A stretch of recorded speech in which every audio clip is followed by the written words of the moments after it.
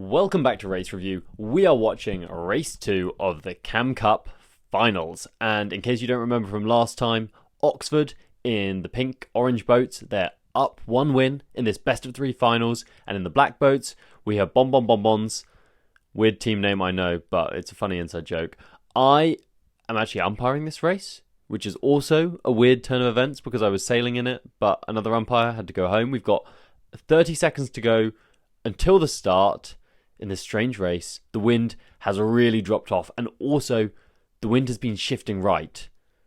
So the start line is all over the place. We've got 20 seconds to go. We've got a black boat shutting out a pink boat there. There's a protest, but we green it because we think that pink-orange boat did everything they could to keep out the way. The camera work gets bad here because I'm holding up my flag. And then as we come back down, we see another windward leeward incident between the pink and the black boat. And again, there's another protest from boat 8. And in this one, although you couldn't quite see the beginning of that incident, we felt like that black boat didn't do everything they could to keep clear. And so I'm preparing to get my red flag out now. I give them a second to decide if they want to take a voluntary spin, but they don't. So I flag them, and now that boat is spinning. The start gun's just gone. One boat was over. It was that orange boat 7, and we're off. And we can't really see what's going on because, again, my camera work is bad because I was throwing all those flags up in the air. But if you could see what was going on, you would know that there's kind of a 1-3 situation here. We've got this boat 1-1-1-1-1, or 1-1-1, and they're in third.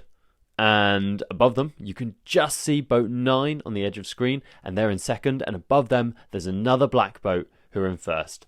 And so what's going on here is we've got that orange boat and that black boat, the one who was spinning and the one who was over, they're at the back. And at the front of the race, we've got this kind of conversion race on where pink want to stop black getting into a 1-2 and black want to quickly convert to a 1-2.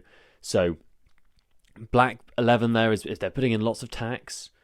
Now, as umpires, we're watching Rule 42 pretty closely here, but we felt like it wasn't quite broken there or anything, so carries on. And in fact, a lot of the umpire chat at this point in the race is whether the course has actually become unfair and whether the race needs to be rerun. Boat 11 almost catches boat 9 on starboard there, but cleverly doesn't go for a luff to try and get them.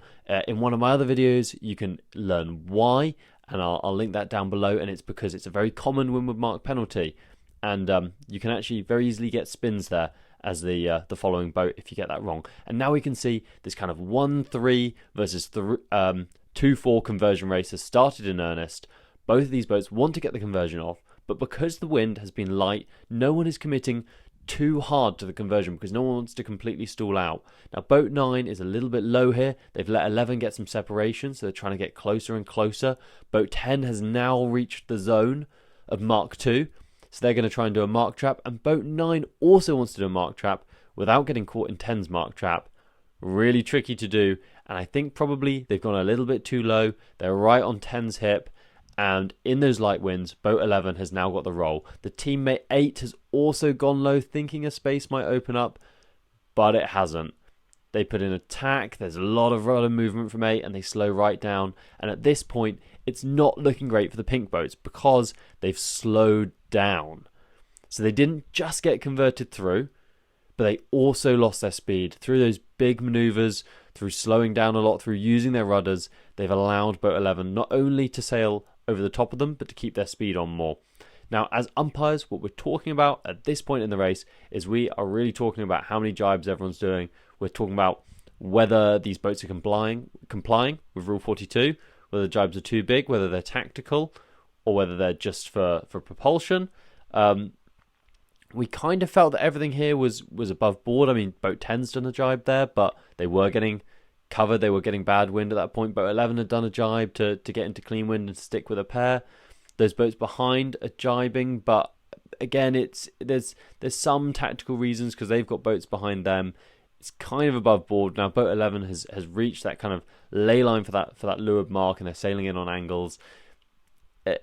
As an umpire, you're always quite hesitant to give Rule 42 penalties because you don't want to get too involved in the race, but you also don't want to allow people to break Rule 42. So it's a tough one to call, and you really need to choose when the right moment is to do it, and watch those jibes very carefully for deciding whether someone's exited a maneuver faster than they went in. And at this point, because of that good run, boats 10 and 11 have a really solid 1-2 on the bottom reach. The wind's picked up a bit now, so they're able to sail really cleanly. And here we're going to see how they manage that 1-2 up the final beat in these shifty, light conditions. Now you might think boat 11 they're in boat 10's shadow. They're in their wind shadow. Why don't they tack off? Well, what's happening here is the blacks, they're balancing their danger. They're trying to make sure that boat 11, who's the boat who's furthest back, who's in the most danger, also stays on the right-handmost side of the beat, because they want that boat to have starboard advantage if boats reconverge. But they also don't want to let any enemy boats sail off by themselves, because if they get into some breeze, if they're sailing quickly, then they could overtake one of them. They don't want to have too much leverage on them. So boat 10 has gone with an orange boat to protect them. Boat 11 has gone with the other orange boat whilst keeping to the right-hand side of the course. And the whole time while we were umpiring this race, you could hear those black boats communicating with one another. So at this point, you can see boat 11 has sailed a bit high. They're slowing themselves down because they're worried that maybe boat 9 could have a little piece of their teammate 10. So you can even see there they're flapping their jib slightly. They're overshooting their main. They're just making sure that their teammate has everything that they need to get that cross in on boat 9. And as it happens, the wind's gone back. The shift's changed. And you can see they've got a really nicely balanced 1-2 as they come into the finish line. And there was nothing orange could have done to catch them up. That's a win for blacks in the second race, which means we're going to race 3 for the best of 3.